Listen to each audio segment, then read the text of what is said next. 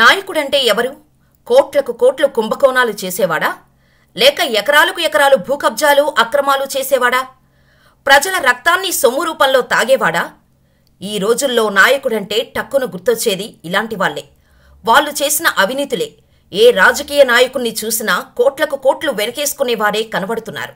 అంతెందుకు, కార్యకర్తల ముసుగులో కార్లల్లో తిరుగుతూ దందాలు చేస్తూ ఎకరాలకి ఎకరాలు భూములు వెనకేసుకుంటూ అడిగే స్తోమత లేని పేద ప్రజలపై అక్రమాలు చేసి దర్జాగా ఈ సొసైటీలో తిరిగేవారెందరో ఉన్నారు. కానీ ఒక వాజ్పేయి, ఒక లాల్ బహదూర్ శాస్త్రి, ఒక బీజూ పట్నాయక్ ఇలా వాళ్ల స్వార్థం కోసం ఆలోచించకుండా ప్రజల బ్రతుకుల కోసం ఆలోచించే నాయకులు ఈ రోజుల్లో ఒక్కరు కూడా కనపడట్లేదు. అలాంటి అప్పటి రాజకీయ నాయకుల్లో ఒక్కరే కర్పూరి ఠాకూర్ గారు. ఈయన పేరు చాలా మందికి తెలిసి ఉండకపోవచ్చు. ఇప్పుడున్న జనరేషన్ ప్రతి ఒక్కరికి ఇన్స్టాగ్రామ్, యూట్యూబ్ స్టార్లతోనేగా పని. ఇలాంటి వాళ్ల గురించి తెలుసుకొని చేసేదేముందిలే అనుకునే వాళ్ళ సంఖ్యే ఎక్కువ. కానీ కర్పూరి ఠాకూర్ గురించి తప్పకుండా తెలుసుకోవాల్సిన కొన్ని నిజాలు ఉన్నాయి. కర్పూరి ఠాకూర్ గారికి ఆయన జయంతి అంటే జనవరి 24న భారత ప్రభుత్వం భారతరత్న ప్రకటించింది. దీన్ని మన ప్రధానమంత్రి నరేంద్ర మోడీ తన ట్విట్టర్ అకౌంట్లో పోస్ట్ చేసి అఫీషియల్గా ప్రజలకు తెలియజేశారు. అయితే అప్పటి నుండి ప్రతి ఒక్కరూ ఆయన కథను తెలుసుకోవటానికి ఇంటర్నెట్లో విపరీతంగా సెర్చ్ చేయడం మొదలుపెట్టారు. అందుకే ఆయన గురించి ఈ వీడియో చేస్తున్నాం. దయచేసి మీ సపోర్టుగా మా ఛానల్ని సబ్స్క్రైబ్ చేసుకొని కొంచెం బూస్టింగ్ ఇవ్వండి.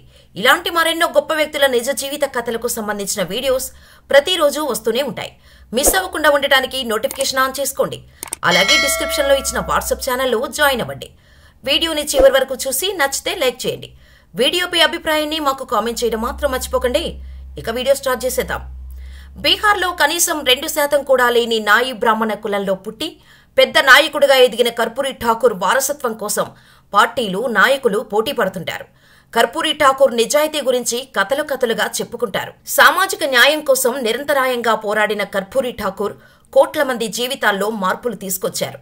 అత్యంత వెనుకబడిన సామాజిక వర్గం నుంచి వచ్చిన ఆయన జీవితాంతం నిరాడంబరత, సామాజిక న్యాయం అనే స్తంభాలపై నిలబడ్డారు.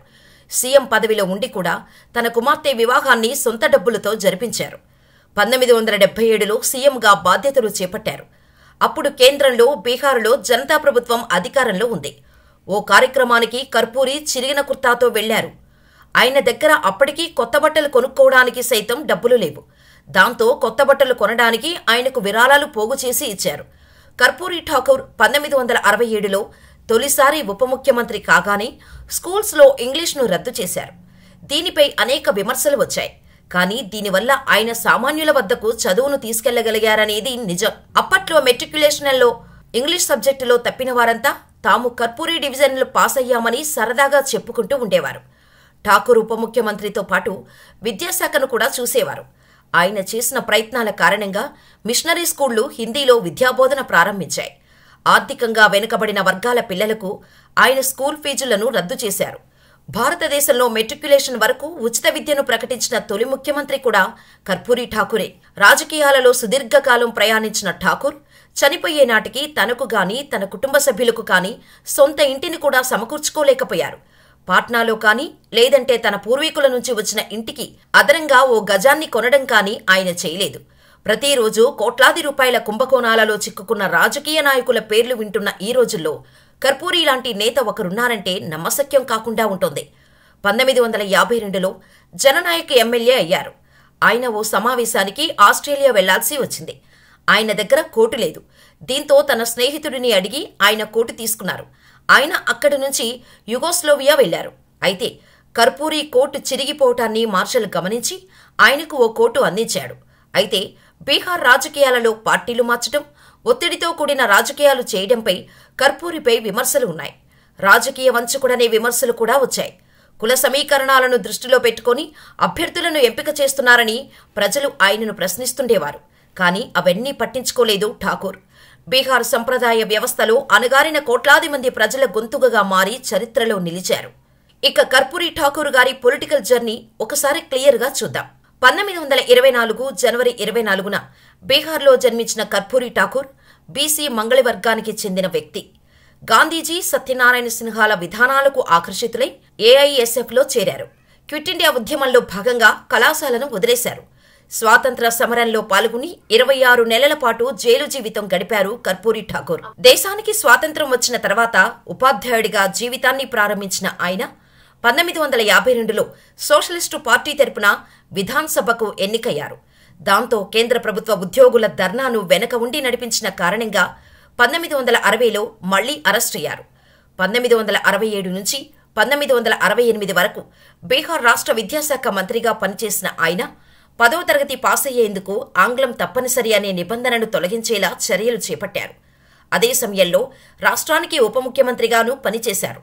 ఆ తర్వాత 1970 నుంచి 1971 వరకు ఒకసారి, 1977 నుంచి 1979 వరకు మరోసారి రాష్ట్ర ముఖ్యమంత్రిగా పనిచేశారు. బీహార్ రాష్ట్రంలో తొలి కాంగ్రెసేతర ముఖ్యమంత్రి ఆయనే. కర్పూరి ఠాకూర్ విద్యకు అత్యంత ప్రాముఖ్యమిచ్చారు. ఆయన హయాంలో బీహార్లోని అనేక ప్రాంతాల్లో విద్యాసంస్థలు ఏర్పాటయ్యాయి. బీహార్లో సంపూర్ణ మద్యపాన నిషేధం అమలుకు ఆయన తీవ్ర కృషి చేశారు. 1975లో దేశంలో నెలకొన్న అత్యవసర పరిస్థితిలో లోక్నాయక్ జయప్రకాష్ నారాయణతో కలిసి సంపూర్ణ విప్లవం పేరిట సమాజంలో మార్పు కోసం ఉద్యమించారు. పేదలు, వెనుకబడిన వర్గాలకు మేలు చేయాలన్న ఉద్దేశంతో 1977లో బీహార్ రాష్ట్ర ప్రభుత్వ ఉద్యోగాల్లో వెనుకబడిన వర్గాలకు రిజర్వేషన్ కల్పించారు. తర్వాత కాలంలో మండల కమిషన్ ఏర్పాటుకు అది తొలి అడుగుగా మారింది. సంయుక్త సోషలిస్టు పార్టీకి అధ్యక్షుడిగా పనిచేసిన ఠాకూర్ లాలూ ప్రసాద్ యాదవ్, రామ్ విలాస్ పాస్వాన్, దేవేంద్ర ప్రసాద్ యాదవ్, నితీష్ కుమార్ వంటి వారికి రాజకీయ గురువుగా వ్యవహరించారు. అప్పట్లోనే ప్రజలు ఆయన్ని జన్ నాయక్ అని కీర్తించేవారు. 1988 ఫిబ్రవరి 17న తన 64 వయసులో ఆయన మరణించారు.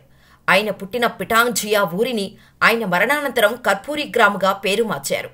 దర్భంగా, అమృత్సర్ మధ్య ప్రయాణించే ఓ రైలుకు జన్ నాయక్ ఎక్స్ప్రెస్గా నామకరణం చేశారు. ఆయన గౌరవార్థం భారత ప్రభుత్వం పోస్టల్ స్టాంపు కూడా విడుదల చేసింది. ఇప్పుడు కర్పూరి ఠాకూర్కు భారతరత్న ప్రకటించడం హర్షణీయం. సరైన నేతకు సముచిత గౌరవం. మరి కర్పూరి ఠాకూర్ గారి స్టోరీ, ఆయనపై మీ అభిప్రాయాన్ని మాకు కామెంట్ చేయండి. వీడియో నచ్చితే లైక్ చేసి మా ఛానల్ని సబ్స్క్రైబ్ చేసుకోండి. ఇలాంటి మరెన్నో గొప్ప వ్యక్తుల నిజ జీవిత కథలకు సంబంధించిన వీడియోస్ ప్రతిరోజు వస్తూనే ఉంటాయి. మిస్ అవ్వకుండా ఉండటానికి నోటిఫికేషన్ ఆన్ చేసుకోండి. అలాగే డిస్క్రిప్షన్లో ఇచ్చిన వాట్సాప్ ఛానల్లో జాయిన్ అవ్వండి.